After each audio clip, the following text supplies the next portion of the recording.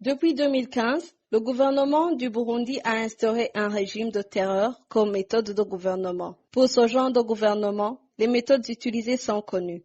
Assassinat, torture, viol, exécution extrajudiciaire, disparition forcée, les arrestations arbitraires et autres actions d'intimidation de toutes sortes. Les auteurs de ces exactions, qui sont généralement les agents du service national des renseignements, la police et la milice Imbonerakure, ne se trompent jamais de cible.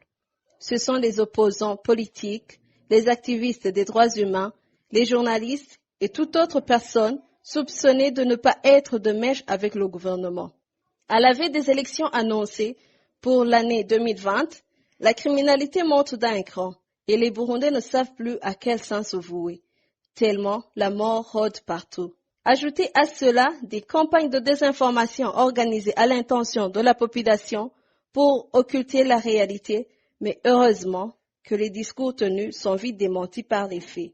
Burundais et Burundaises, si nous ne voulons pas être accusés de complicité des crimes commis au Burundi ou de non-assistance aux personnes en danger, nous avons l'obligation morale de dénoncer ce qui se passe dans notre pays. Le mouvement des femmes et filles pour la paix et la sécurité au Burundi en appelle ainsi à la conscience individuelle et collective pour tourner le dos au suivisme irrationnel qui nous conduit inévitablement au déclin de notre intelligence collective. À vous les femmes leaders et celles qui se trouvent dans les différentes instances de prise de décision, ce message vous concerne plus particulièrement.